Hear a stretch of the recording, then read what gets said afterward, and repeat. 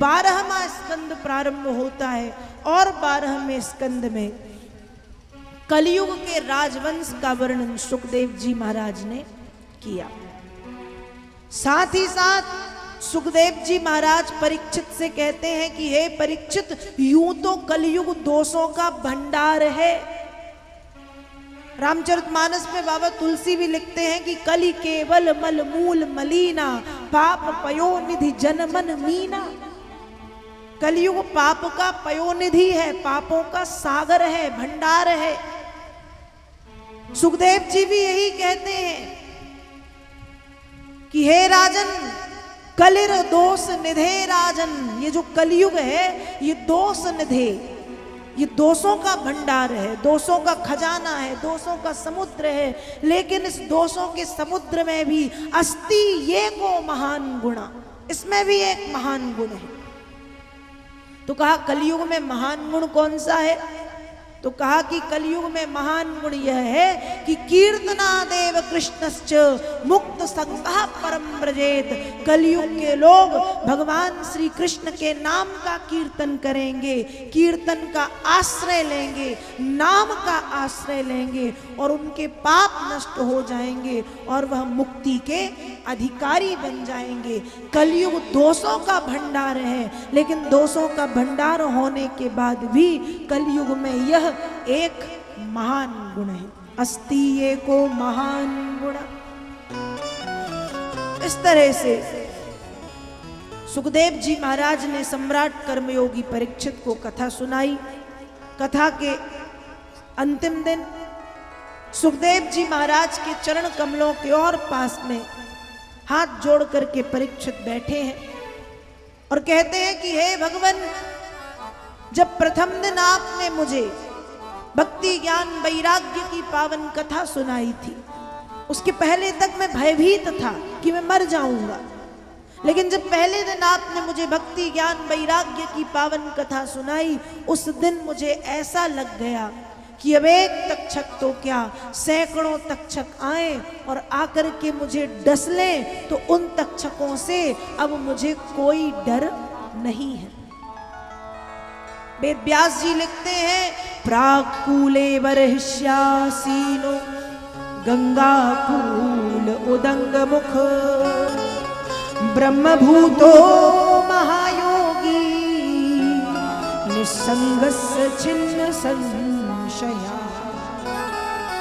कौन परीक्षित ऐसा कह रहे हैं? कहा पे परीक्षित जो स्वयं महायोगी हैं, मां गंगा के उत्तर तट पर दक्षिण तट पर उत्तर दिशा तरफ मुख करके कुशा के आसन पर विराजमान है, वे ये कह रहे हैं। और परीक्षित कहते हैं कि भगवान आज ऐसा लग रहा है जैसे विद्यते हृदय ग्रंथि छिद्यन्ते सर्व संशया क्षीयन्ते चास्य कर्माणि तस्मिन् दृष्ट्वे परावरे। मेरे हृदय की संपूर्ण ग्रंथियां गांठें खुल गई हैं, मेरी शंकाएं समाप्त हो गई हैं, मैंने मेरे अशुभ कर्मों का भी पश्चाताप कर लिया है और अब मुझे मेरे भ्रकुटी केंद्र में केवल परमात्मा के अद्वितीय स्वरूप का दर्शन हो रहा है। परीक्षित ऐसा बता ही रहे थे कि वह तक्षक जाति का काला सर्प अपने विस्फूर्ण होठों के कोनों को चाटता हुआ, अपनी जीभ लपलपाता फुसकारता हुआ चला आया और जहां परीक्षित बैठे थे वहां कुछ पुष्प रखे थे, छोटा सा रूप बना करके पुष्प के भीतर प्रवेश कर गया। परीक्षित ने वह पुष्प अपने हाथ में लिए, पुष्प हाथ में लेकर के परीक्षित ध्यान करते हैं। बरहा पीडम नटवर बपू कर्णयोः कर्णिकारम बिभ्रदवासा कनक कपिशं वैजयन्ती चुमाला रंध्रान्वेणोरगन सुदया पूरयन् गोपवृन्दै वृंदारण्यं स्वपदरमणं प्राविशद गीत कीर्ति। जैसे ही परीक्षित का ध्यान संपन्न हुआ, उस तक्षक जाति के काले नाग ने सम्राट कर्मयोगी परीक्षित को डस दिया और जैसे ही डसा, उसके विष की अग्नि के कारण तत्क्षण परीक्षित जल करके राख बन गए। ब्रह्मभूतस्य राजर्षे देहो ही गरलाग्निनाः बभूव भस्मसात् सद्या पश्यताम सर्वदेहिनां।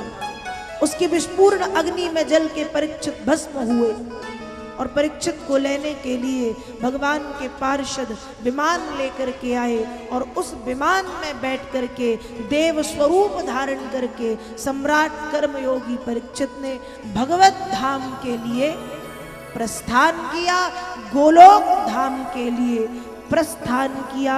तो जब सम्राट कर्मयोगी परीक्षित ने 7 दिनों तक श्रीमद् भागवत महापुराण की कथा सुनी, परीक्षित का उद्धार हुआ।